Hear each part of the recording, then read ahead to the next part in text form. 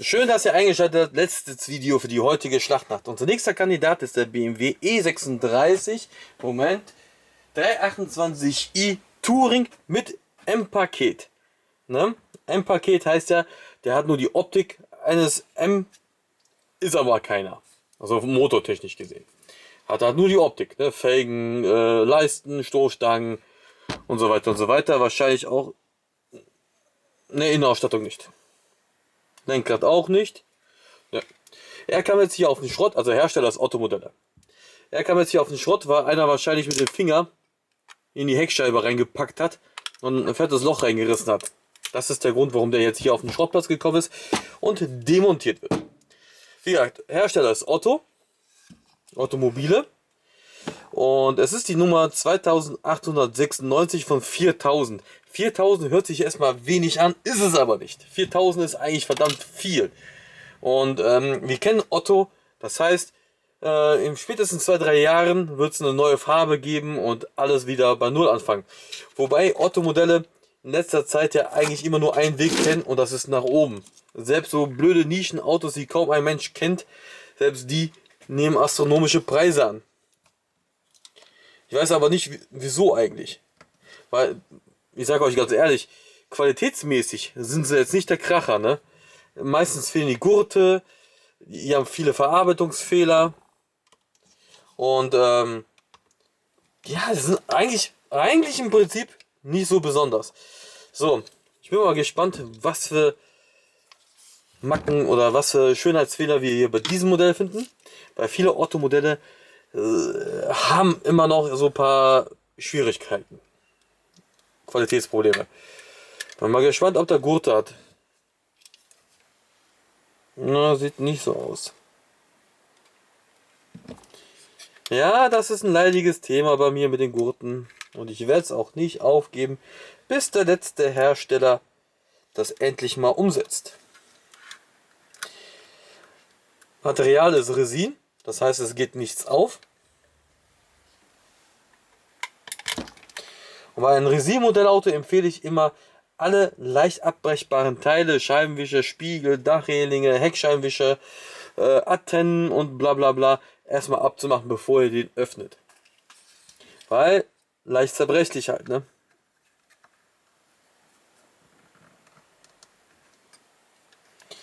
Und immer schön vorsichtig arbeiten.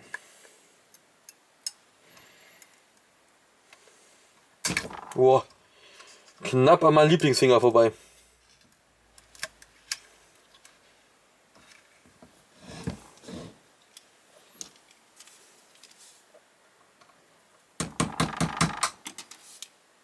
So, da Reling.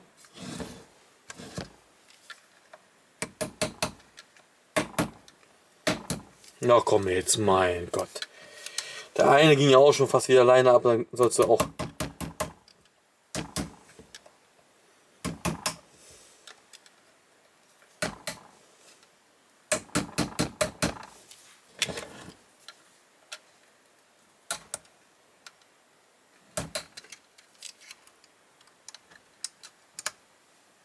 So.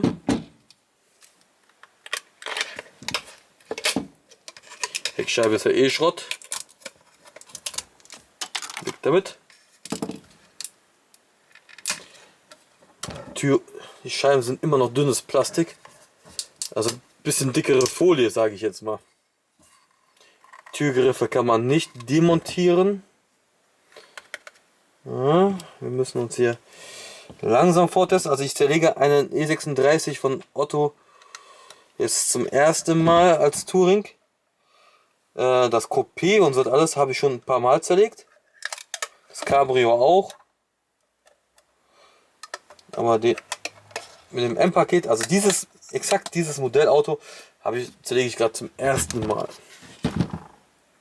Also Premiere. Und ich muss jetzt selber gucken, wie ich jetzt hier klarkomme. Also bis jetzt geht es eigentlich alles ganz gut von der Hand.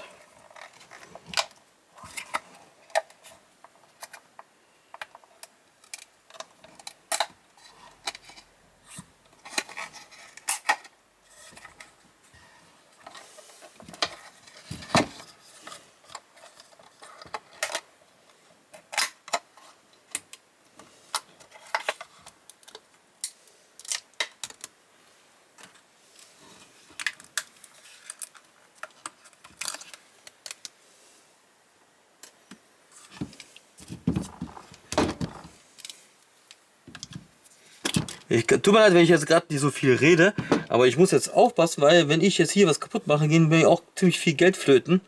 Und deswegen muss ich jetzt ein bisschen aufpassen.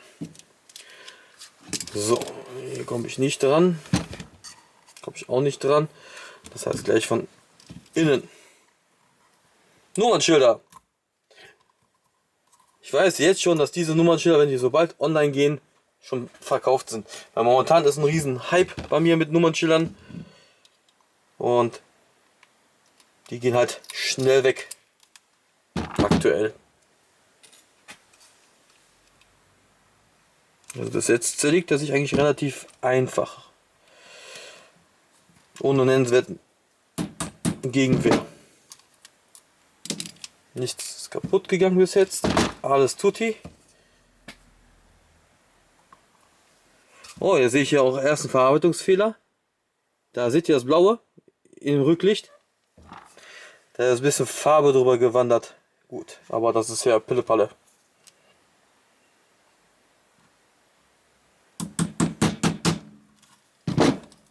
Oh, bis jetzt legt er sich echt einfach, ey.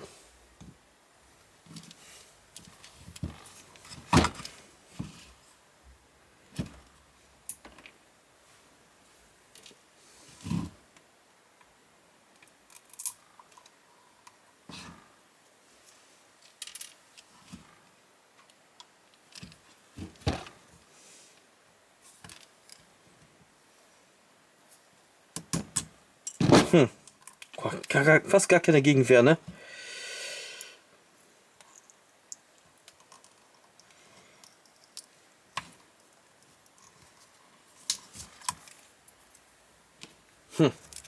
Erstaunlich.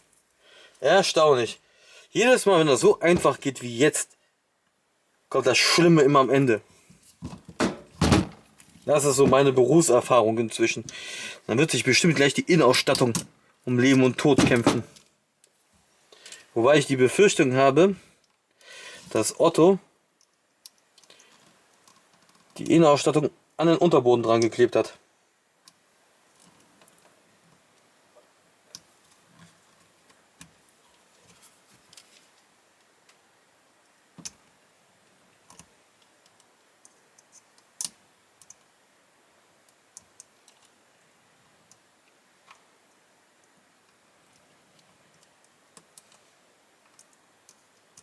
Das meine ich, ne? Das eine Rücklicht ging von alleine ab und das andere ist eine Diva.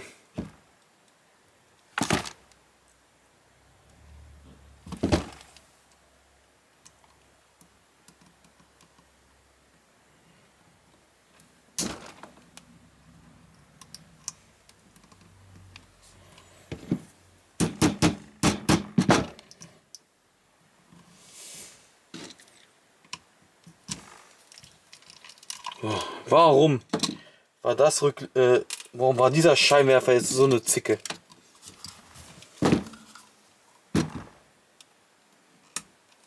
Nebelscheinwerfer.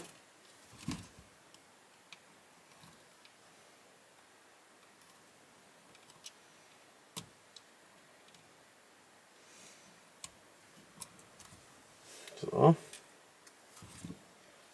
Seitenblinker. Oh, da war gar nicht richtig drin.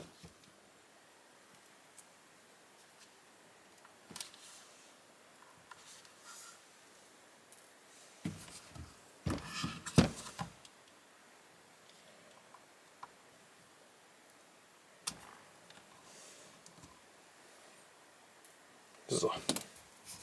Das war's. Von außen alles zerlegt. Jetzt gehen wir rein. So. Oh, meine Beine. So. Jetzt bin ich mal gespannt. Ist die Innenausstattung auf den Unterboden drauf gemacht oder nicht?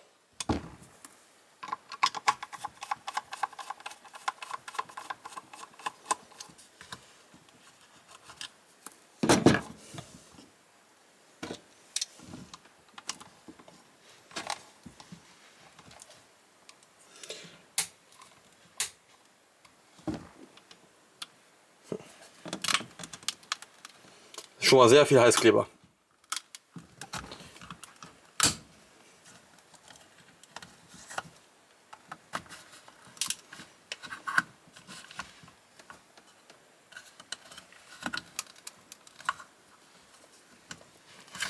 Oh, komm jetzt. Geht doch. Viel Heißkleber, ganz viel Heißkleber.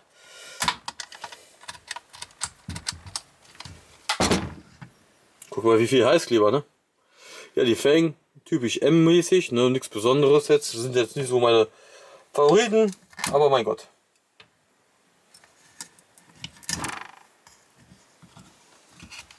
Einer wird es ja schon gebrauchen. So, meine Befürchtungen sind Gott sei Dank nicht bewahrheitet. Die Innenausstattung wurde nicht an den Unterboden festgeklebt. So.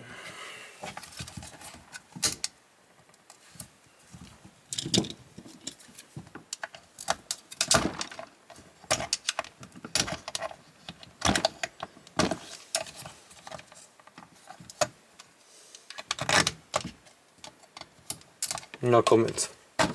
Geht doch. Ja, wie erwartet, keine Gurte. Dafür ist die Innenausstattung ganz akzeptabel geworden. Ist zwar ein bisschen sehr schwarz geworden, irgendwie fehlen mir da ein paar Akzente. Okay, Schaltknauf ist schief dran geklebt. Ja, tatsächlich. Der ist verdreht. Und kann man jetzt leider nicht erkennen, weil das einfach zu filigran ist. Aber die haben es echt hinbekommen, die ganzen Gänge da drauf zu malen. Nicht schlecht. Ja, ansonsten ganz okay, die Innenausstattung. Nicht der Burner, war auch kein Flop.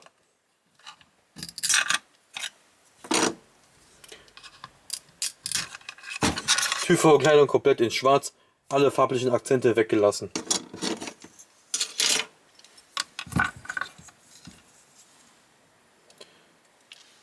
Armaturenbrett ist dafür ganz wieder gut geworden. Anzeige kann man ganz gut erkennen. BMW-Emblem, Airbag-Schriftzug, Knöpfe, perfekt. Jetzt noch die Seitenscheiben hinten. Und da sind wir auch schon durch. Wie gesagt, keine große Gegenwehr, erstaunlich, aber wahr. Modellauto habe ich erfolgreich zerlegt. Diffuser geht nicht ab, Lippe geht auch nicht ab. Im Großen und Ganzen ist das eigentlich ein schönes Modellauto, aber Achtung, er wird noch an Wert steigen. Das wird definitiv ein Modellauto werden, das deutlich über 100 Euro gehen wird. Na, wahrscheinlich auch sogar 200 Euro erreichen wird. Weil die E36 Modelle von Otto sind extremst begehrt, sind sehr beliebt. Aber abwarten, Tee trinken, MCG holt nach. Und ich denke mal, und Otto, Norev macht bestimmt auch noch ein paar E36er. Also nur keine Panik, es werden nicht die letzten Modelle sein. Es wird definitiv noch was auf den Markt kommen. Ne, der E36 wird ja auch bald ein Oldtimer sein. Und dann wird es richtig scheppern im Karton.